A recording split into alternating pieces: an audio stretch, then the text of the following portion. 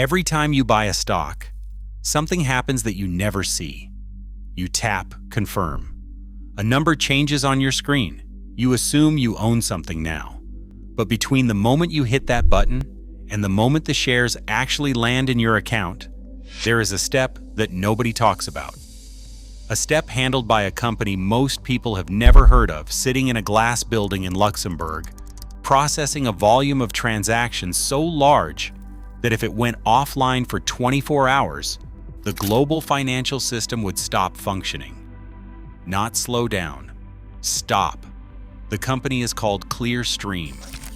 And along with its Belgian counterpart Euroclear, it forms the invisible backbone of every financial market on Earth. Together, they hold more than 60 trillion euros in assets under custody, more than the combined GDP of every country on the planet.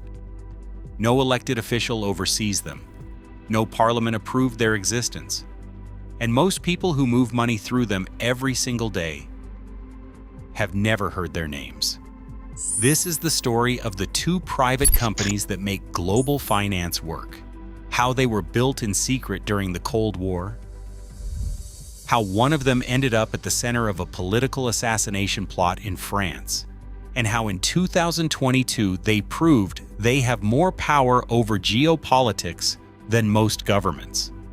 And the question nobody wants to answer: who actually controls them?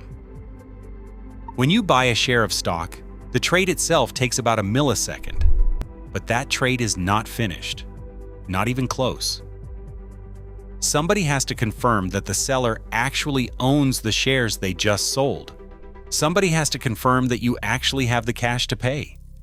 Then the shares have to move from their account to yours, and the cash has to move from yours to theirs, simultaneously, so that neither party runs off with both. This process is called settlement. It typically takes 2 business days, and it happens billions of times per year across every stock market, every bond market, every government debt instrument on Earth. Without settlement infrastructure, markets do not work. Trades are just promises. And in finance, a promise without a clearing mechanism is worth nothing. For most of financial history, settlement was done manually. Clerks physically moved paper certificates between banks. In the 1960s, Wall Street nearly collapsed under the weight of it. So many trades were happening that the paperwork could not keep up. The New York Stock Exchange had to close on Wednesdays just so the clerks could catch up. Europe had the same problem. And the solution that Europeans came up with in 1970 would eventually become one of the most powerful financial institutions in the world. In 1970, 66 European and American banks came together to form a consortium. They called it Cedel, Centrale de Livraison de Valeurs Mobilières. It was based in Luxembourg, and its job was to settle one specific type of financial instrument: Eurobonds. Eurobonds were bonds issued outside the country of the currency they were denominated in. A German company borrowing dollars issued in London, bought by a Japanese investor. Who processes that trade? Whose rules apply? Which government is responsible? Nobody is. And that was the point.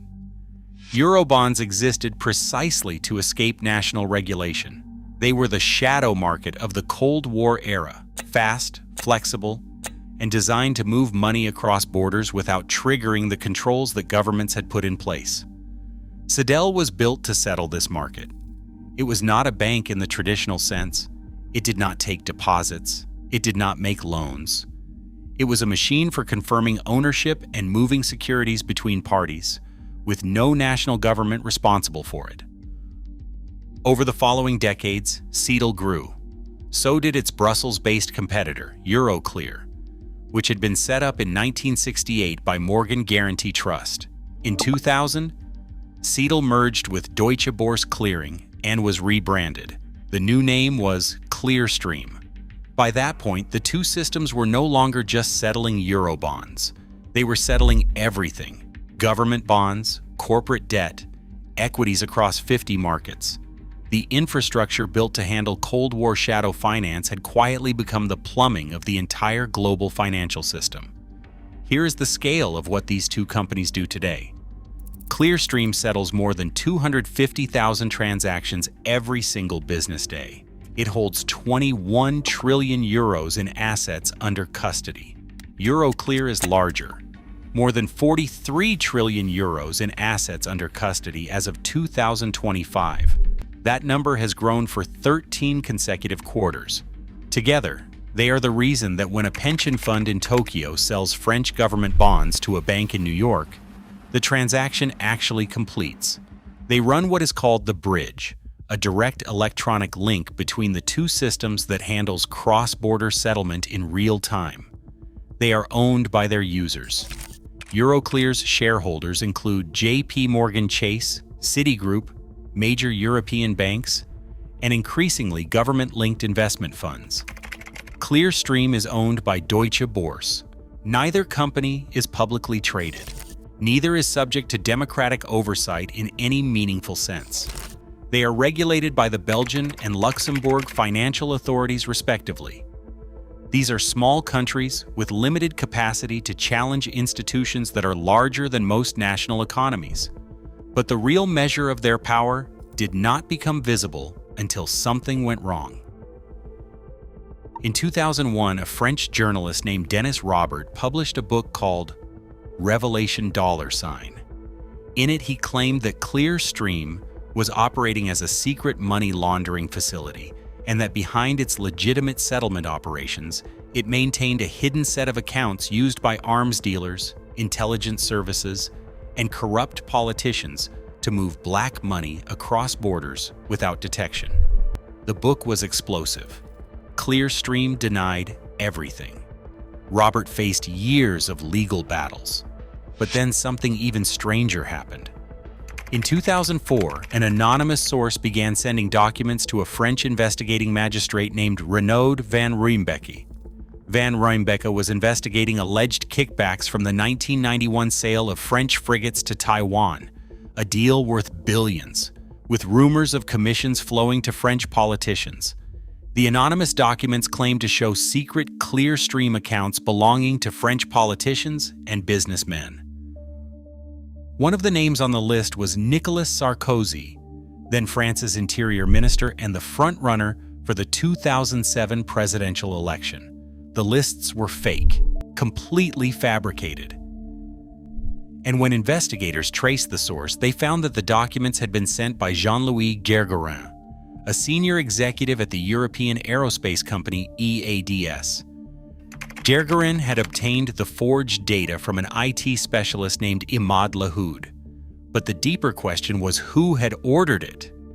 Evidence pointed toward Dominique de Villepin, Prime Minister of France and Sarkozy's main rival for the presidency. De Villepin was eventually tried for complicity. He was acquitted, but the case dragged through French courts for years. What the affair revealed was not just political corruption. It revealed that the settlement data held by Clearstream, the record of who holds what and where, was so sensitive that someone was willing to manufacture fake versions of it to destroy a rival politician. The data itself was a weapon. On February 24, 2022, Russia invaded Ukraine. Within days, the United States and the European Union began assembling the largest economic sanctions package in history. And at the center of it was a question that no government had ever had to answer before. Can you freeze the assets of a country's central bank held inside a private clearing system? The answer turned out to be yes.